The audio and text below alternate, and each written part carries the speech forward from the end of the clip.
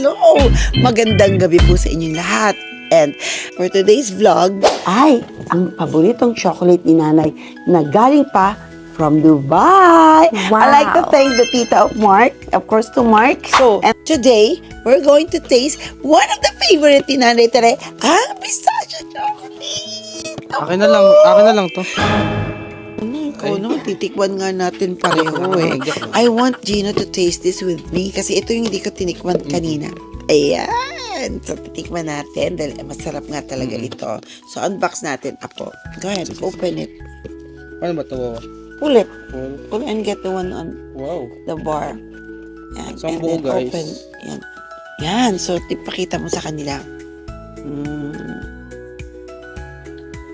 Diba, Hindi ko yummy? mamaya eh. Sige, open it. Buksan natin. So, buksan natin, titikman natin. So, ngayon po, may mga mabibili kayo sa market but be careful kasi marami pong hindi legit. Talagang may mga nang-scam. So, wag po basta maniwala. Tingnan nyo muna yung mga reviews and everything. So, how to find if it's legit? Dito nyo makikita. Sa thickness, sa gloss, and sa itsura pa lang po. Alam mo na legit siya. Apo, let's start. Sige po. Mukbangin natin to. Oo. Go. Amo na? Yes. Show it. Show it. Ang sarap. Diba? Yan yung legit kasi yung pistachio dapat po makapal yung laman sa loob. Tapos soft. Ano siya? Dapat ganyan siya ka-thick, ka-soft, and that's how it would look like. Ganito po talaga mag-itsura. Go ahead po and eat it. Parang first try.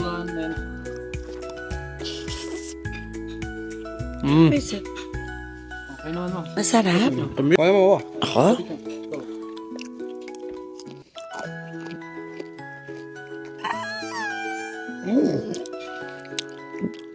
Iba sa dark chocolate, ano? Iba sa dark chocolate. Bale, ano siya, consistent yung pagkatamis niya. Then yung mas tamis yung parang pistachio, yung kunufu ba yun? Yun. Masarap, mas masarap siya sa dark chocolate. Ikaw ba, anong reaction mo? I think I like the dark chocolate better for me kasi bata pa si Gino. He likes it sweet. Sa akin, sweet. Tignan ka.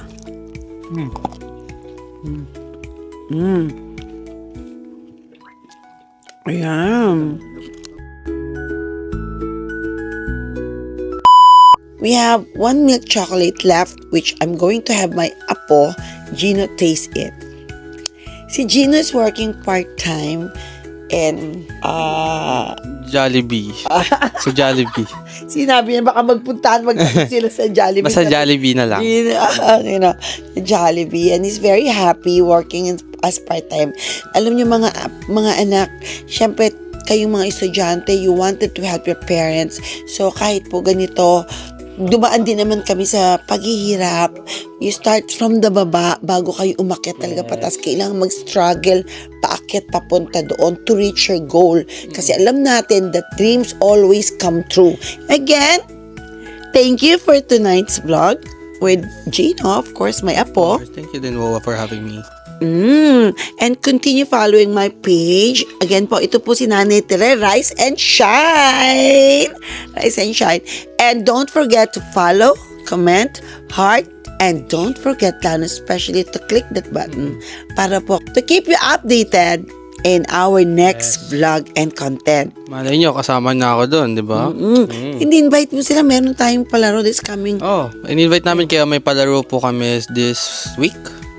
next week. Next week siguro, magpo-post na kami ng announcement kung ano yung palaro namin na yun. Kaya sumali na kayo, mananalo din po. Can everyone join? Yes, everyone can join, pati din mga bata, matatanda, everyone. But they have to go to what account? The YouTube or the Facebook? You can go to our Facebook page and YouTube account as well.